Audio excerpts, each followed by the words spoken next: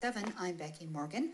We have an occasional special segment that we call Poetic Logic, and it's produced by local poet Sarah Schlossman.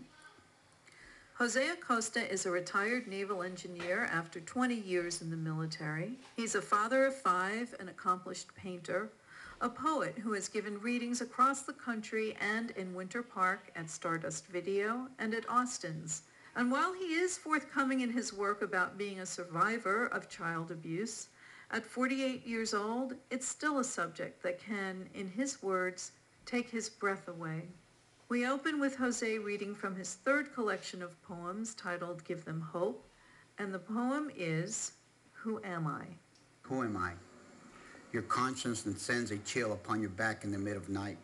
The darkest of thoughts you hide from, yet never escape. The voice you hear scream across the hall, but ignore and turn up the TV volume. The child that wears longer sleeves, but cannot hide the darkness in his eyes.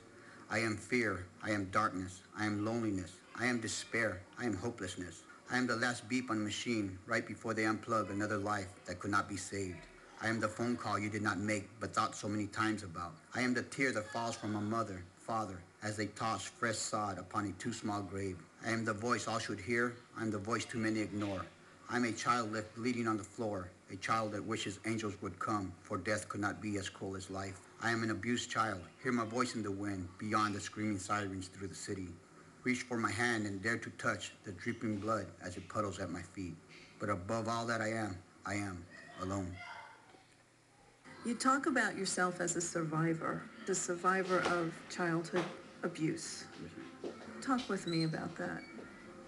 Let's see, I would say that's a dark subject that used to be something I never spoke of. As a matter of fact, the first time I ever told anybody was in 2001 when my first book came out. My entire family, friends, they never knew that had happened to me because I never told anybody and I always kept it. You kept it in for 35 years. Yes, ma'am.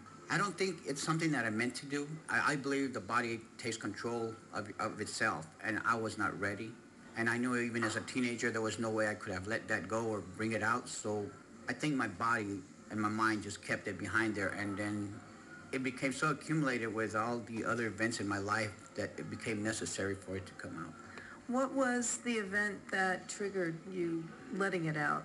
Well, in the cases of child abuse, there's a lot of darkness that we keep within, and the times that it escapes is when there's tragic events or high emotions in our life. And it was at the time when I was first married and going through a divorce that I almost felt like the lowest of my life. During all the quiet years, was there ever a point where you came close to just letting it out, telling someone, or did it get close to the surface and then you pushed it back? How did that work, Jose? Oh, you fight it like a demon. It's not something you want. So for all those years, there was not one person that you ever had been able to confide in? Not a therapist, not a friend or a family member, no one? I dare not to, because the stigma of child abuse brings shame upon yourself, and that's what a lot of people believe. I don't believe that anymore. I think that's also the tool that abusers use because they know we'll keep quiet. Are you able to just in very general terms talk about what kind of abuse it was? Was it verbal? Was it physical? Was it sexual? It was all the above, ma'am.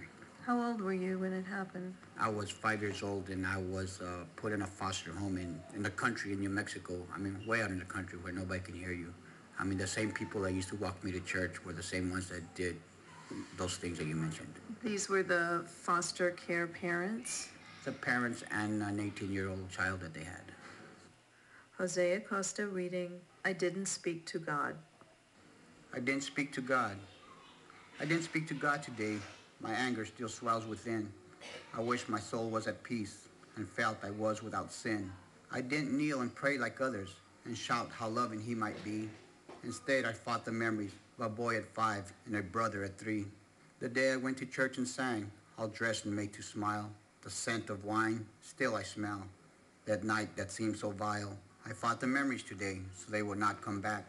I did not want to think of that boy, that so long his soul did turn black. I did not speak to God today, for that child came back and cried. I thought about the many children now who are so hurt and some that died. Forgive me, Lord, if I do not pray, or to your church I do not go. I am using all my strength to fight these memories that in pieces tears my soul.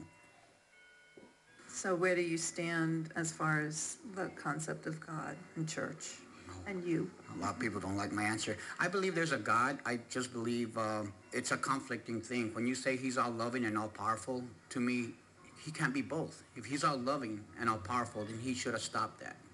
I can be angry at him, and I am. So many times people advise me to pray, and to me it just told me they didn't understand. I mean, how do you tell a child of 5 or a child that's abused to believe in God, and then you tell him that God is all powerful? And if he is, why didn't he stop that? It's so confusing to a child, and even to me now.